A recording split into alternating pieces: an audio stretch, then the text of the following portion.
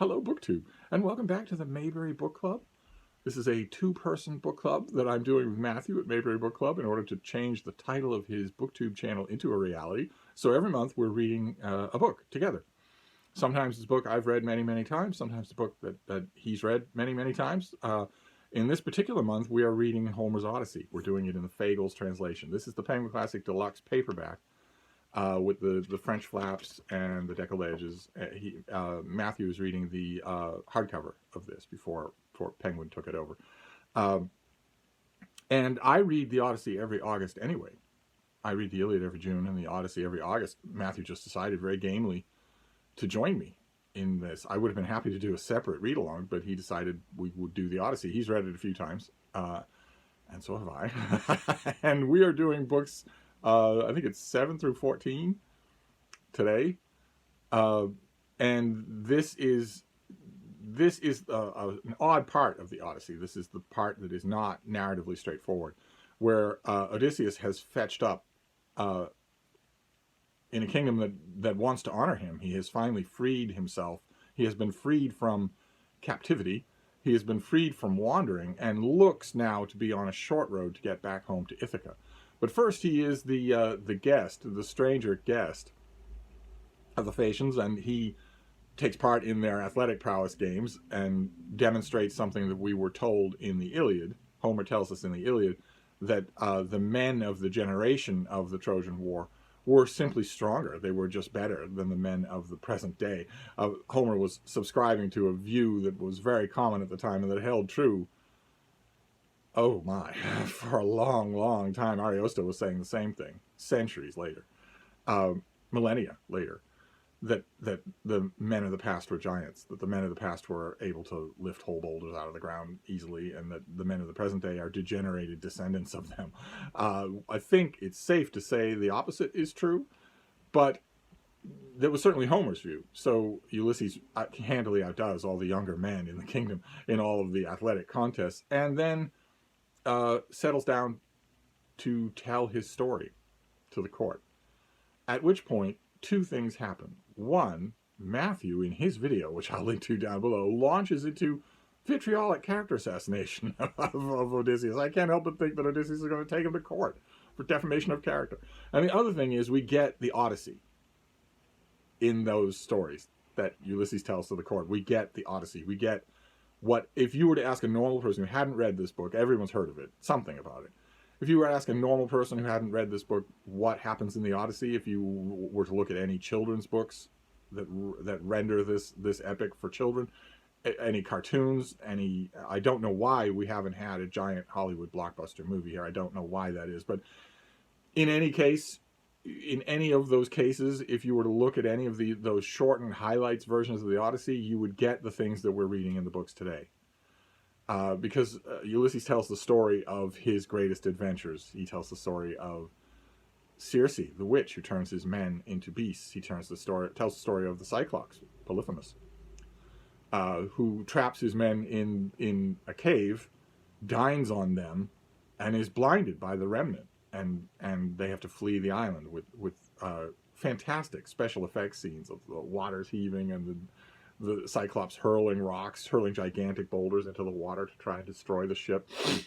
We get the bag of errant winds. You open the bag and it unleashes voyage distorting winds that blow the ship off course. You get all of the major adventures that people remember from the Odyssey in the telling of the main character, which Matthew, in his video today, ranks as simple falsehoods.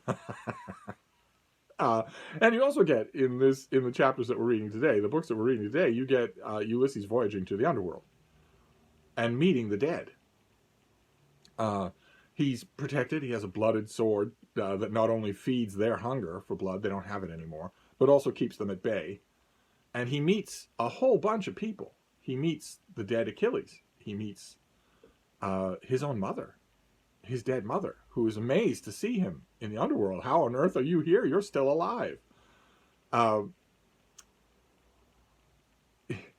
That scene is fascinating. It is later. There's a copy, an homage that Virgil does to that scene, visits to the underworld happen very rarely in ancient mythology and are always worth paying attention to. There are also stories of Mount Olympus, of the gods on Mount Olympus, including one story that is kind of famous in its own right, and that is clearly meant, I think, by whoever it is that threw this work together, to sort of set your mind thinking ahead, to set Odysseus's mind thinking ahead. It's the story of the smithy god, the blacksmith of the gods, Vulcan, who is married to the most beautiful goddess of them all, Venus. She's his wife, but she is flagrantly unfaithful with him, with the god of war, Mars. And at one point, he catches them quite literally. He casts an unbreakable net over them while they're in his bed together. He wants justice from the gods, but the gods all gather around. It's not every day that you get a chance to see Venus in flagrante directo. Even Neptune shows up, although he's not happy. He's a bit of a sourpuss, the god of the sea, and it turns against Vulcan. He is advertising his own cuckoldry, and it's a wonderful story of the gods. It really underlines what they are like. They are super human beings. They aren't really that different from humans mentally, psychologically, just in terms of power levels. It's a nice little reminder of scenes like that are all through the Iliad, that aren't all through the Odyssey. And as I keep calling him Ulysses, don't I? As Odysseus wraps up his story, we wrap up the books for this time around, looking towards whether or not someone else's wife is being unfaithful to him. Right? That myth of the gods on Olympus is carefully chosen. There are a million myths that the bards that made these poems could have told. Instead, they tell one about infidelity, and that has to be crossing the mind of the main character and maybe readers of the book who don't know anything about it, because he's been away from home for a long time, many years, and we know from the beginning of the epic that suitors have started to congregate around his hall, importuning his wife Penelope to marry one of them, to just decide that he is dead, that he's lost, that he's not coming back, because the kingdom needs a king, because all of his property and wealth needs someone to spend it as opposed to wasting it the way the suitors are. They show up, they get fed, they get wined and dined every day. It's a burden, it's a hardship, it's an imposition, it's a hostage situation. No one in Odysseus' old hall likes this state of affairs, but no one can do anything about it. So we're setting up for a great narrative story, a great narrative arch of ancient mythology, which is the return of the hero. We're setting up for that in what is the most glorious example of that gimmick anywhere in ancient literature, because Ulysses is about to go home. Then the rest of our reading of this epic will be the parts that nobody does remember. Nobody really remembers the parts that we're coming up to next. You mentioned the Odyssey to people, they're going to say, oh, the Cyclops, oh, Circe turning people to pigs. They're not going to say, Eumaeus, my swineherd. Nevertheless, there are important dramas coming up here, starring the liar, Odysseus.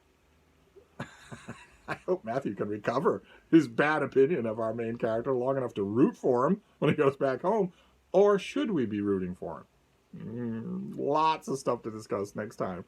So that's going to be it for me. Very, very quick Mayberry Book Club episode here about the Odyssey. We'll be moving on. We'll be doing the next 6 books for next week to read the Odyssey in August, and we're making plans for all the rest of the stuff we're going to read. I think that September and October are well taken care of.